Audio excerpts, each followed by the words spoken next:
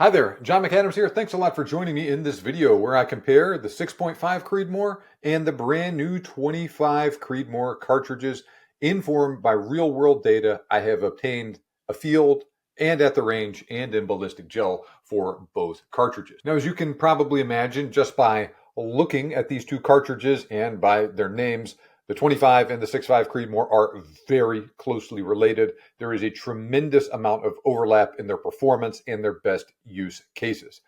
That said, though, I think each one still does have different strengths and weaknesses. So in this episode, I discuss the overall design characteristics of the 25 Creedmoor and the 6.5 Creedmoor. I'll compare how they stack up next to each other. I'll also share some stories on how they perform for me at the range and to field hunting, as well as in ballistic gel. So let's get started talking about the 25 Creedmoor versus the 6.5 Creedmoor. These two cartridges are very, very similar in overall size and dimensions. That is not surprising. They are very closely related. The 25 Creedmoor is literally a 6.5 Creedmoor neck down to shoot 25 caliber bullets. They're both short action cartridges. They have the same overall length. They have the same rim and case head diameters. They have the same 30-degree shoulder, same case length. Powder capacity for each one is virtually identical as well. I measured case capacity of 5 pieces of empty brass from both cartridges, both from Hornady, and came up with 52.8 grains of water for the 25 Creed and 52.9 for the 6.5 Creedmoor. So yeah, that is virtually identical. I was seeing more variation in case capacity within individual pieces of brass for the same, for the 6.5 Creedmoor and for the 25 Creedmoor than I was seeing going from one to the other. Both cartridges have the same SAMI spec maximum average pressure of 62,000 psi. Now, the 25 Creedmoor has a slightly more narrow neck because it uses .257 caliber bullets. The 6.5 Creedmoor uses .264 caliber bullets. That is a difference of 0.007 inches, or 7 thousandths of an inch. Another difference the two cartridges have is they have different SAMI spec twist rates. 1 in 8 inches for the 6.5 Creedmoor, 1 in 7.5 inches for the 25 Creedmoor. So the 25 Creedmoor is a little bit faster. Now, both cartridges are designed to use long, heavy for caliber, high BC bullets, but there is a difference in the common bullet weights for each because they have a different bore diameter, and the fact that the 25 Creedmoor has a little bit faster twist rate. Now, while the 25 Creedmoor can use lighter varmint bullets and legacy big game hunting bullets, 2 factory loads available for it right now use the 128 grain ELDX and the 134 grain ELD match bullet. There are some other offerings, like some out there from Berger, that use bullets in the 130 to 135 grain range right now too. So you can go all the way down to about 70, 75 grains for the really light stuff, up through, the various 100, 110, 15, 117, 120 grain bullets, up to 134, 135 grain bullets on the high end. The heaviest bullet I'm aware of for the 25 Creedmoor right now is a 135 grain Berger long-range hybrid target bullet, .65 G1BC. 134 grain Hornady ELD match as a G1BC of .645. The 6.5 Creedmoor most often uses bullets in the 120 to 147 grain range. 120, 127 grain, 130 grain copper bullets are pretty common, and then 140, 143, and 147 grain lead core bullets are also very common. 140 grains probably the most popular bullet weight for this cartridge overall. You can go down to about 90 grains for the really light 6.5 millimeter varmint bullets. The 156 grain Berger Elite Hunter, that's the heaviest bullet I'm aware of for the cartridge right now, .679 G1BC. 147 grain ELD match has a .697 G1BC. All right, so how do those small differences in their overall sizes of these two cartridges translate into different performance afield and at the range? Now, since there are only 2 factory loads for the 25 Creedmoor, I'll use both in this comparison. The Hornady Precision Hunter load with the 128 grain ELDX bullet, .633 BC, and the Hornady Match load 134 grain ELD Match bullet, .645 BC. I'll compare those two loads to three 6.5 Creedmoor factory loads. One in the match line with a 140 grain ELD match bullet, 0.646 BC. Hornady's Precision Hunter load with 143 grain ELDX, 0.625 BC. And another load from the match line with 147 grain ELD match bullet, 0.697 BC. So how does all that shake out? Now, both 25 Creedmoor loads are faster than all of the 6.5 Creedmoor loads. The 25 Creedmoor loads are going 2,800, 2,850. The 6.5 Creedmoor loads are going around 2,700 feet per second. So the 25 is going 100 to 150 feet per second faster. That results in a flatter trajectory, about a half inch to an inch flatter at 300 yards and 2.5 to 5 inches flatter at 500 yards. So that's about a 5 to 15% difference. Now, the difference in trajectory is actually most stark with the two loads in the Precision Hunter line. Now, some people hunt with the match bullets, but the Precision Hunter loads are actually the only ones Hornady markets for hunting for these two cartridges that I've included in this comparison. But this is a specific case where the 25 Creedmoor not only has a 150 foot per second advantage in muzzle velocity, but it also shoots a higher BC bullet of nearly identical construction. Now, I personally like to have a minimum impact velocity of 2,000 feet per second for optimum bullet performance while hunting. That is a guideline, not a hard and fast rule. That is also personal preference why I selected 2,000 feet per second. But in general, faster impact velocities will result in faster and more dramatic bullet mushrooming of a bullet of a given type. The opposite is also true, and if the bullet is going too slow when it hits the animal, it won't mushroom much or at all, and you run the risk of it just penciling through the animal and not causing much damage.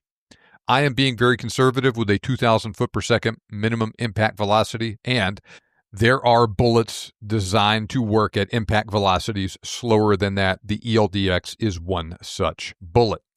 Hornady says it will still expand down to about 1,600 feet per second of impact velocity, but I've also heard things start to become erratic below 1,800 foot per second of impact velocity. Regardless of where you draw the line, if you draw it at the same place for both cartridges, the 25 Creedmoor will hit that threshold farther downrange than the 6.5 Creedmoor with the two ELDX loads I'm talking about in this comparison. In this particular case, that works out to about 110 yards of additional range for the 25 Creedmoor over the 6.5 Creedmoor with my preferred 2,000 feet per second of impact velocity. Specifically, 635 yards for the 25 Creedmoor versus 525 yards for the 6.5 Creedmoor. Now, not only is it still going faster downrange, but the 128 grain ELDX also has about 4% more retained energy at 500 yards. Not a tremendous difference, but an edge nonetheless. Now, that 147 grain ELD match bullet actually performs best out of all three 6.5 Creedmoor loads in this comparison. It is going nearly as fast as the other two 6.5 loads, but it uses that ridiculously high BC 147 grain ELD match projectile. So it hangs on to that velocity better than everything else in this comparison. It has the most retained kinetic energy downrange of everything, and it also has the flattest trajectory of the 6.5 loads. But it also still has about 7% more bullet drop than the most arcing 25 Creed factory load at 500 yards. So the exact details do vary a little bit here, but so far the 25 Creed has an advantage in terms of a flatter trajectory, and both 25 Creed loads reach their minimum recommended impact velocity farther downrange. With the exception of that 147 grain 6.5 load, both 25 Creed loads also have a little bit more retained energy than the 6.5 Creedmoor too. Now let's talk about performance in the wind. Now, assuming identical wind conditions, wind deflection is dependent on bullet velocity and BC, and BC plays a surprisingly large role here. So with this in mind, that 147 grain ELD match load performs the best in terms of the wind, but that load actually has virtually identical performance to the two 25 Creed loads, and just 0.3 to 0.4 inches separates them at 500 yards. So like I said, they're essentially identical.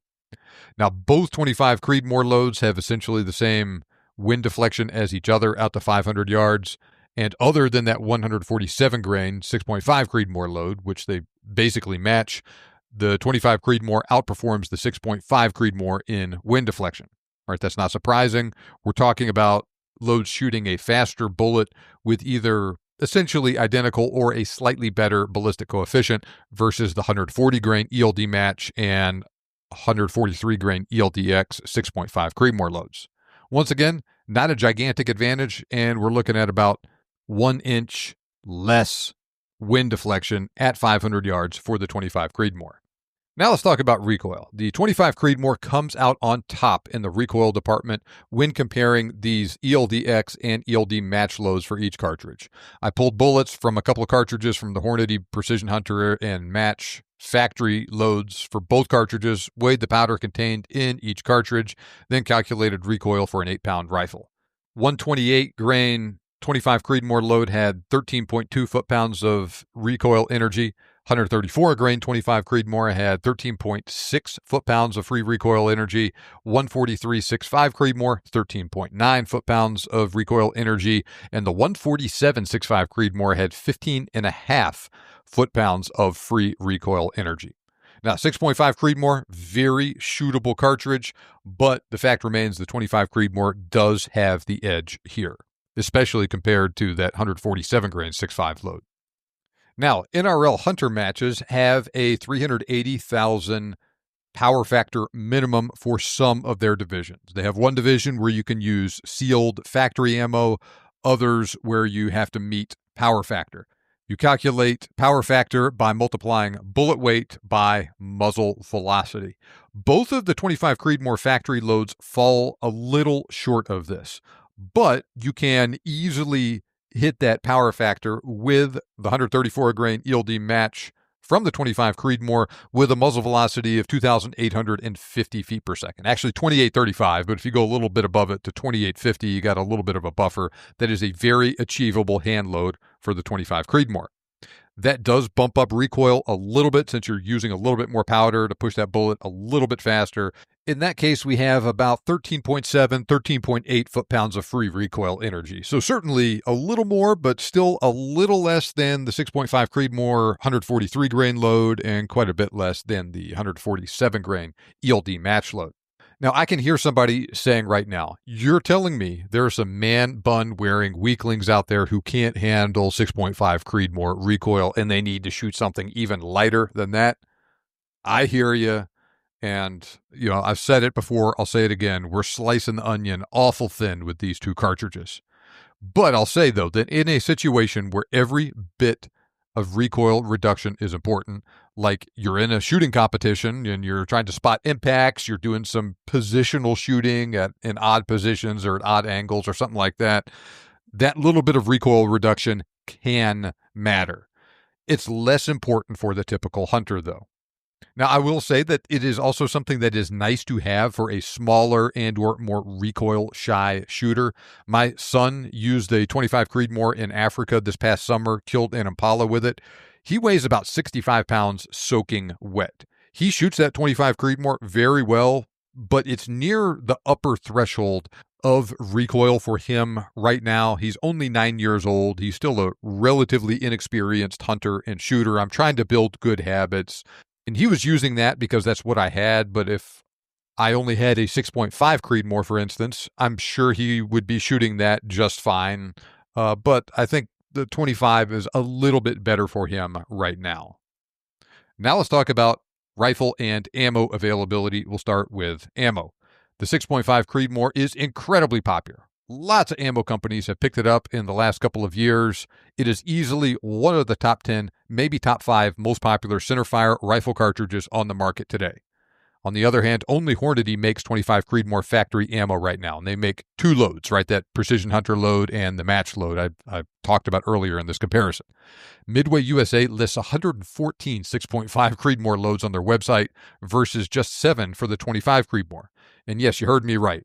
In addition to Hornady, Choice Ammo makes several 25 Creedmoor custom hand loads using legacy bullets. They have a load with 110 grain Accubon, one with 120 grain Partition, 115 grain Barnes, stuff like that. So it's not high volume, mass produced factory ammo from a company like Hornady, Winchester, or Remington, and you are limited right now anyway to using those legacy bullets in it, but it's also not like you have to hand load it yourself right now either. So that is welcome news from Choice Ammo that they've already picked up the cartridge. But even with that, the 25 still can't hold a candle to the 6.5 Creedmoor in terms of availability, and you can get the 6.5 Creedmoor in darn near any factory load you can think of right now. Plus, you can also get custom hand loads of 6.5 Creedmoor ammo from companies like Hendershots, Pendleton Ammo, Copper Creek, Choice Ammo, all of that stuff. And yes, you can get plain old Winchester PowerPoint and Remington Core-Lock ammo in the 6.5, but not the 25 Creedmoor right now anyway. Now let's talk about rifles. Situation here, very similar to ammo. Sportsman's Warehouse lists 254 6.5 Creedmoor rifles on their website, compared to just one 25 Creedmoor rifle. Midway USA lists 11 for the 25 Creedmoor, 155 for the 6.5. Same with ammo. Almost any rifle company you can think of makes 6.5 Creedmoor rifles. That is one of the, if not the most popular chambering for many companies too. On the other side of the coin, though, Horizon Firearms and Fierce Firearms both make 25 Creedmoor rifles, and Weatherby has also picked up the 25 Creedmoor too. Now, Horizon and Fierce are both smaller rifle manufacturers. They both make a point of adopting new rifle cartridges when they hit the market. They both picked up the 22 Creedmoor almost immediately. Well, so it wasn't surprising to me that they picked up the 25 Creedmoor too. Now, both companies make pricey rifles, though. I actually have a Horizon Fanatic in both 22 Creedmoor and another one in 25 Creedmoor. I love both of those rifles. They shoot fantastic. Now, Horizon also offers the 25 Creedmoor in their Vandal X and Vandal Prime models, too. Now, Weatherby picked up the 22 and 25 Creedmoor at the same time in 2025. It's offering both cartridges in their Model 307 rifle. That rifle starts out at just over $1,000. And the 25 Creedmoor is also available in their Mark V rifle, too. Now, Weatherby is a company, I think, that does a good job of balancing a respect for their heritage and also does a good job embracing new developments. So I'm not surprised to see them offering the 25 Creedmoor. I think Weatherby is also a good candidate for some other developments along these lines that I'll talk more about later in this episode. So the 25 Creedmoor is still a very new cartridge. There's not a lot of rifle or ammo availability for it right now, but things are heading in the right direction. Consumers need a good selection of rifles and ammo to have a cartridge survive, and that needs to be available at various price points. It doesn't do a lot of good if you got 20 rifle manufacturers that only make $5,000 rifles in a chambering.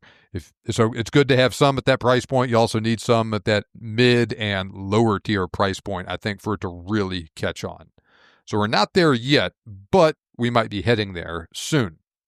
Now, the 22 Creedmoor got SAMI approval back in 2024, and this year in 2025, Ruger picked up that cartridge. They now offer it in their American Generation 2 rifle. That rifle retails for less than $1,000. That was a massive development for the 22 Creedmoor. We'll see if that happens with the 25 Creedmoor in the next year or so. All right, now let's talk about how these two rounds perform in ballistic gel. We'll start out with the Hornady Precision Hunter loads for both. As you would expect, there's very similar overall performance in gel from both. Both made large wound cavities with lots of fragmentation. The 6.5 Creedmoor did make a larger wound. Penetration was similar for both. Now, the 134 grain ELD match actually made a larger wound than the 147 grain ELD match.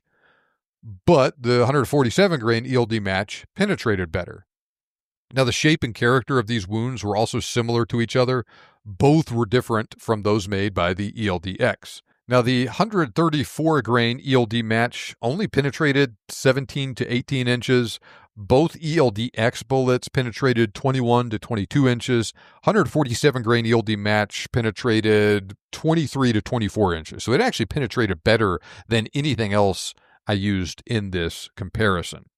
In addition to those loads, I've also shot a Barnes load for the 6.5 Creedmoor, shooting 127 grain LRX into ballistic gel. That load had fantastic penetration, about 30 inches of penetration, but it made a much narrower wound than the ELDX and ELD match loads. Now, I have not shot any copper loads for the 25 Creedmoor, but I have tested one custom hand load using 120 grain North Fork Semi Spitzer. That is a bonded soft point bullet with a solid rear shank. I'll talk more about the details of the hunt later, but I used that load in the 25 Creedmoor in Africa when I went to South Africa this past summer. I also hunted a little bit with the Precision Hunter ammo. Well, I shot that North Fork load into ballistic gel. That bullet made a wound nearly as large as the one produced by the ELDX bullet from the 25 Creedmoor, but the North Fork also penetrated significantly better. That was about 25 to 26 inches of penetration for that load for the North Fork 25 Creed load versus 21 to 22 for the two ELDX loads for the 25 and 6.5 Creed. I have not shot one, but I am sure a 140 grain North Fork Semi Spitzer would have similar performance for the 6.5 Creedmoor. So I say all of that to say that in general, performance is similar in ballistic gel for both cartridges, and there's actually much more variation going between different types of bullets for a single cartridge than there is going from one cartridge to another using the same bullet type. I need to give my normal disclaimer, though. Results in clear gel, like I used in the test I was just discussing, don't normally translate one-to-one into real-world situations on game. Bullets tend to penetrate better, but not make as large of a wound cavity in clear gel like this versus a real-life animal. Animals also aren't completely homogeneous like gel is either, so results should be taken as a general trend. I'm not saying if a bullet penetrates X number of inches in gel, it will penetrate exactly that far in real-life animals from every angle, regardless of what it hits. I'm saying that if a bullet demonstrates wide, shallow penetration in gel, it will probably produce wide, shallow penetration in animals. Likewise, if bullet A penetrates better than bullet B in gel, well, it'll probably penetrate better than bullet B in an animal. So take all that for what you will. But the general trends I just described in ballistic gel do tend to match up with what I experienced on game. I'll talk to you about that here shortly. So which cartridge is right for you? Well, first, I'll sum up the advantages of each one. The 25 Creed is faster, it has a flatter trajectory, generally does better in the wind, has less recoil, and carries as much or a little bit more kinetic energy downrange compared to equivalent loads in the 25 Creedmoor. Now, the 6.5 Creedmoor does well in those areas, just not quite as good as the 25 Creedmoor, but it does have a massive advantage over the 25 Creedmoor in terms of rifle and ammo availability. Like I said earlier, one could make the argument the 25 Creedmoor is the so-called best Creedmoor cartridge, and you could probably see why that is the case, especially in the hands of competitive shooters trying to get every possible advantage at a match. I'm not sure how much of a difference those little changes make in the real world for most hunters, though. People like to poke fun at the 6.5 Creedmoor for being a quote-unquote weak and ineffective cartridge, and the 25 Creedmoor is even smaller than the 6.5 Creedmoor. That has not been my experience with either one. In my opinion, most of the complaints people have about the 6.5 Creedmoor stem from a combination of people using inappropriate ammo for the situation and/or using it under conditions they have no business hunting under. For instance, the 6.5 Creedmoor is a cartridge where someone can buy a Ruger American Predator rifle, a Vortex scope, a couple boxes of Hornady Precision Hunter or match ammo, and consistently be banging steel at 1,000 yards that same day for less than $1,000 all in. This is the first widely available cartridge where conditions allowed for performance like that from a normal shooter. That does not mean that I, or the hypothetical hunter I just described, should be shooting at animals at 1,000 yards with it. But the confidence that comes from that sort of performance I just described at the range can be tempting to some people. That's especially true with those who are less experienced hunting. Shooting an animal at 600 yards with anything is asking for trouble unless the hunter really knows what he or she is doing. So that is one explanation for complaints about the cartridge. I'll talk to you about bullets in a second.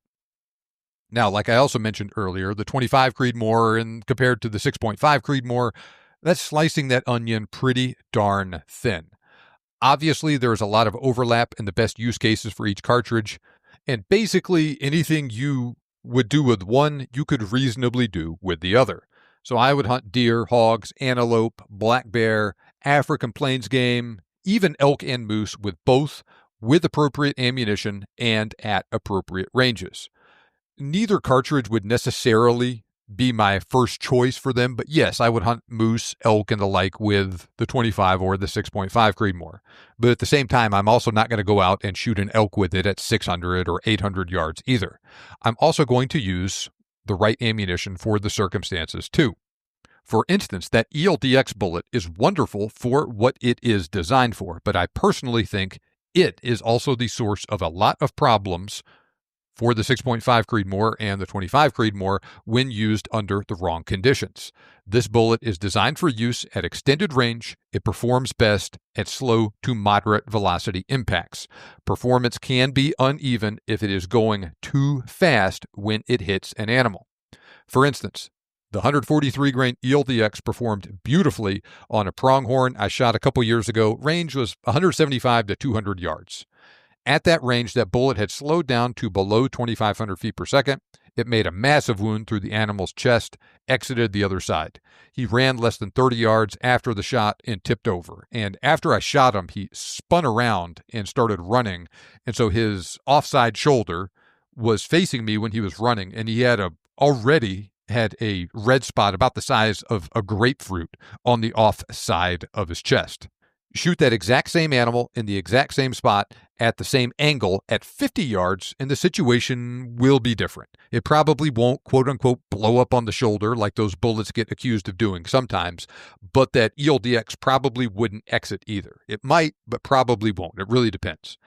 That's not necessarily a problem on an open country antelope hunt. That antelope's probably still going to die quickly. It's not going to go far, and it's going to be pretty easy to find when it does die.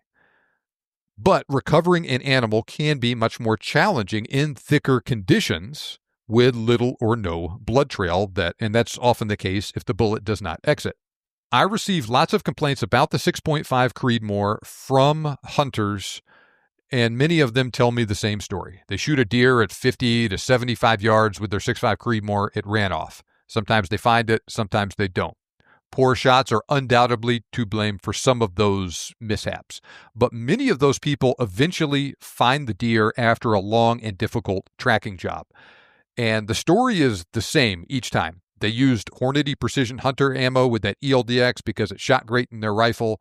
They made what turned out to be a good shot on a white-tailed deer at close range, and it ran off and either left no blood or a very sparse blood trail. The deer ran 50, 75, 100 yards away, dies in really thick stuff. So that was a fatal shot, and it was placed appropriately, but the bullet didn't exit. There's not a real good blood trail. Recovery was tough. I experienced that myself on a monster hog in Texas with the 6.5 Creedmoor a couple years ago. I experienced it again with the 25 Creedmoor in Africa this year. Long story short, I shot an impala at about 50 to 75 yards. It was not very far away. Quartering to me, I shot it in the shoulder. The impala staggered, jumped into a thicket, and I walked up to where it was standing, and I could see where its hoof prints were, where it dug in when it started running. But it might as well have just disappeared. At least that's how it looked into that thicket initially. And we looked and looked and looked, and we did eventually find it. It went less than 50 yards after the shot, but that bullet did not exit.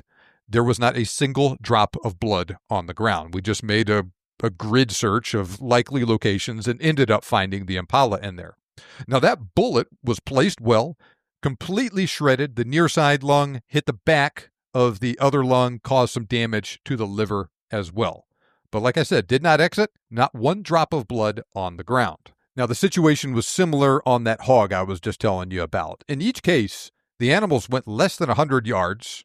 The shots were well placed. The bullet inflicted massive damage to the vitals, but it's just really hard to find an animal in a situation like that where you're dealing with thick conditions and you don't have much of a blood trail. And you get a much bigger blood trail on average when the bullet exits. Now, I also used those 120 grain North Fork semi-spitzers in the 25 Creedmoor on this same hunt in Africa. Now, those were custom hand loads made by Lonnie Cribb with superior ammunition. They shot great in my rifle. Muzzle velocity, I want to say, is about 2950 feet per second. Those North Fork bullets devastated the vitals of all the animals I shot with them. I shot a Vol reedbuck, an Inyala, and an Impala with them. Nothing went more than 50 yards after the shot. All left very easy to follow blood trails. Furthermore, I also shot a dead Cape buffalo with 120 grain North Fork from the 25 Creed in Africa as well. Another hunter had already killed it. We were done with photos, all of that stuff. I shot that buffalo at like 10 yards on a strongly quartering 2-shot straight through that creature's massive shoulder. Went through all that muscle, shoulder blade, punched through the ribs, made a big hole through the lungs of the buffalo, then it disappeared into the rumen. Now, to be clear, I am not advocating using either the 25 or the 6.5 Creedmoor for buffalo hunting, even with North Fork bullets. I only say this just to provide an example of what the 25 Creedmoor, and I'm sure the 6.5 Creedmoor would have performed in a similar manner with a similar bullet, but how well those cartridges can penetrate and how much damage they can cause when paired with the right bullet. So don't tell me the 25 or the 6.5 Creedmoor is weak or ineffective, because they are not. Like anything else, they need to be used appropriately.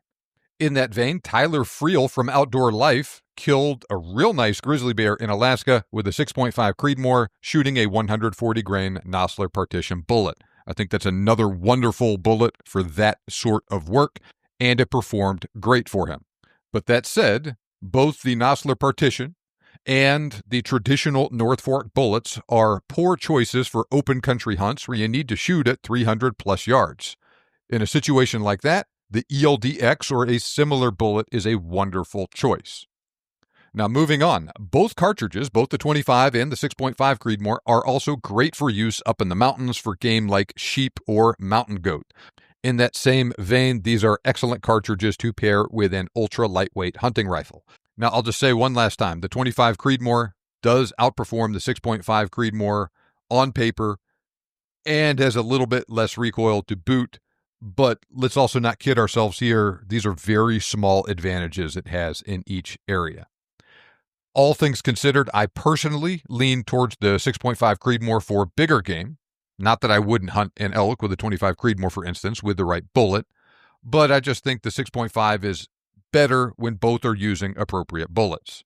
Both are wonderful for deer and the like.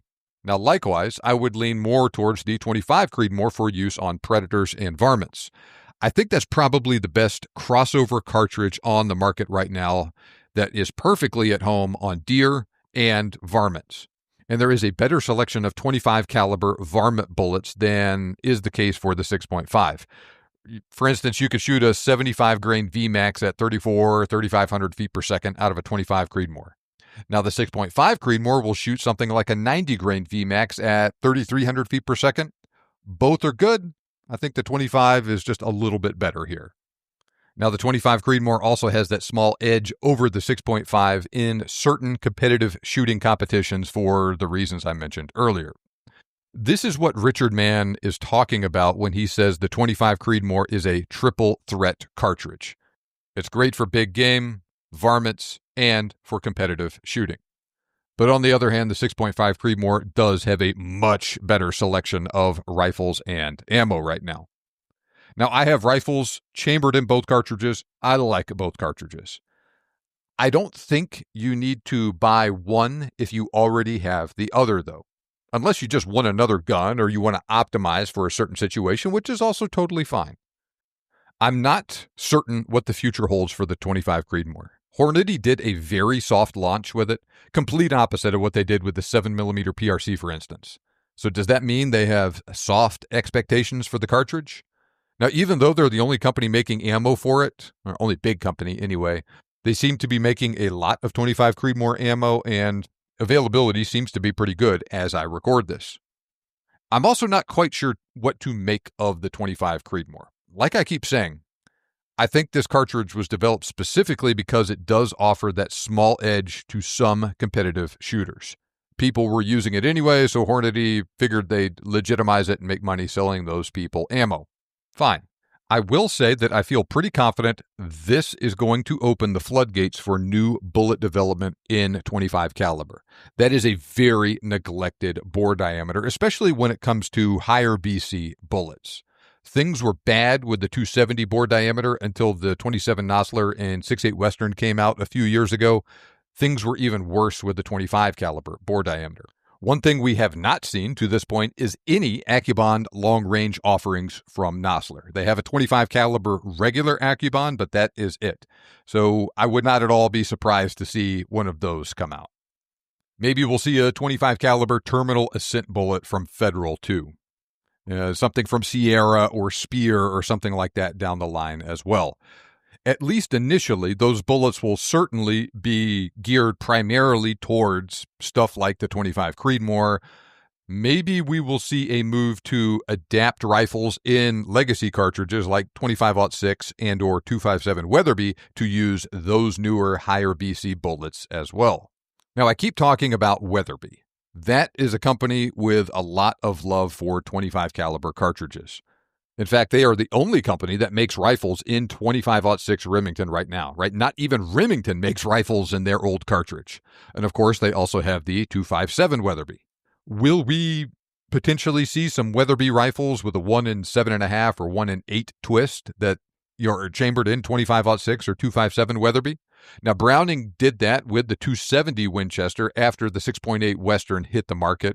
Not all of their 270s they made had that twist rate, but certain variants of their X-Bolt rifles did, and so they could use like that 165 grain AccuBond long range. Maybe we will see that here too. Heck, compared to even just 5 years ago, we now have a much better selection and an improving selection of higher BC 25 cal bullets that can utilize those faster twist rates. So maybe we'll see a move by certain manufacturers to take advantage of that, adapt some of their existing chamberings to use those bullets. Perhaps we will also see another new 25 caliber cartridge designed for use with high BC bullets come out in the next couple of years. Geez, maybe we'll see a 25 PRC from Hornady, maybe a 25 backcountry from Federal using the 7 backcountry model of a high-pressure steel case that can also utilize those higher BC bullets. I would not be surprised at all to see something like that offers 257 Weatherby-like performance, heck, maybe even better performance, but do so out of a smaller case that uses a bullet like the ELDX or the ELDM or something like that has less wind deflection, less recoil, and less muzzle blast than Roy Weatherby's Golden Boy from the 1940s. So those are both possibilities, but also, to paraphrase Will Ferrell, maybe something really cool that I don't even know about or can't imagine is coming down the pipe too. I personally like the rifle I have in 25 Creedmoor. I have enjoyed hunting and shooting with it over the past few months, and I will continue to do so as well. We'll see what the future holds for this cartridge. Now, you are, of course, welcome to agree or disagree with me here, but I'm just calling things how I see it. Let me know what you think of my assessment of these two cartridges, though. Agree? Disagree? Let me know in the comments. Also, be sure to check out my 25 Creedmoor Ballistic Gel Test video to learn more about how it performed for me in ballistic gel with the 2 Hornady factory loads. Also, be sure to watch my video from my 2025 African safari hunt to see how it performed for me afield over there on that safari in Africa. Now, you can learn more about the rifles, ammo, etc. I used in this video at the link in the episode description. And if you enjoyed this episode and you want more content along these lines, visit thebiggamehuntingblog.com/ebook.